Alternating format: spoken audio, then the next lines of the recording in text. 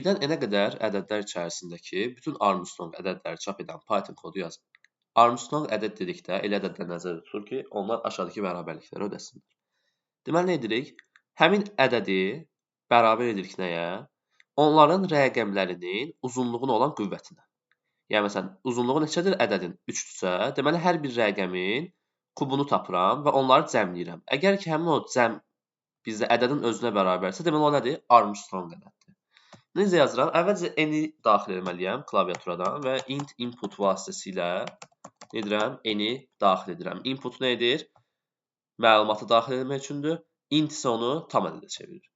Daha sonra mən həmin o birdən n-ə qədər ədədləri nəzərə almaq üçün bir dövr yaratmalıyam. Ki, bunda da for-dan istifadə edəcəm. For i in range birdən n-ə qədər. Amma n də daxilsə nə edirəm? Onu da daxil edirəm. For-un məntiqini yəqin ki, hər kəs bilir. Bizdə nədir? I birdən n-ə qədər olan ədədləri sıra-sıra alır və dövrün hər bir addımında istifadə edir. İndi, biz formada ədədləri əldə etmiş olduq. Daha sonra nə etməliyik biz bunun? Bir uzunluğunu bilməliyik ki, orada qüvvətdə istifadə edə bilək.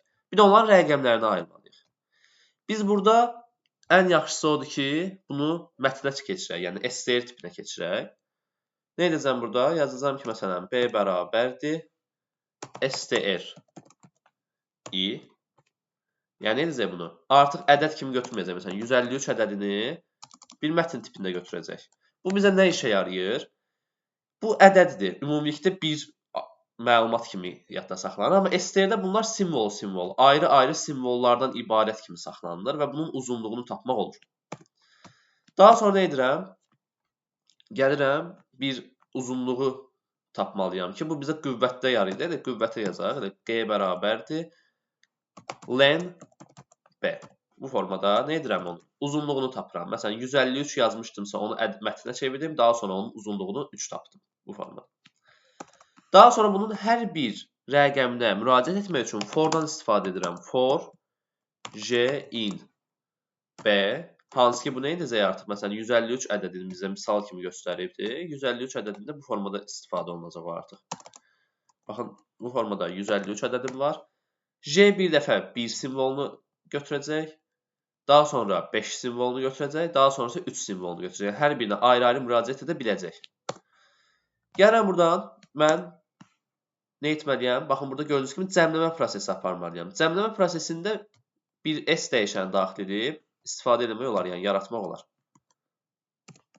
Buradan bir S dəyişəni daxil edək. 0 bərabər olsun ki, onun hər səfərində üzərinə gələ bilək biz. Yazıram S bərabərdir. S üstə gəlinsin. Bizdəki rəqəmlərimiz nə idi? J idi də. Amma mətn tipindədir. Nə edirəm bunu? Tam ədədə çevirirəm ki, onun kvadratını tapa bilim. Daha sonra qüvvətini tapa bilim. Int J yazıram. Daha sonra nə edirəm? Qüvvətində onun uzunluğunu yazıram. Hansı ki, məsələn, 153 necə 3 olur. Onun kimi. Yazıram bura G. Daha sonra artıq burada dövrdən işimiz bitir. Artıq onun cəmini dövrün sonunda tapmış oluruq. Burada bir şərt açıram və şərtdə deyirəm ki, S bərabərdirsə i-yə, bu zaman nə etsin? Onu çap etsin. Print i. Bu qədər. Deməli, nə edəcək? Məsələn, 1-dən 100-ə qədər ədədlərdirsə, əvvəlcə 1-də onu yoxlayacaq, daha sonra 2, 3, belə-belə gedir. Ta ki, məsələn, 50, 60, bunların hansında bu şərt ödənərsə, sonunda baxın, gəlir i-ni çap edir və növbəti ədədə gəlir, artıq ona baxır.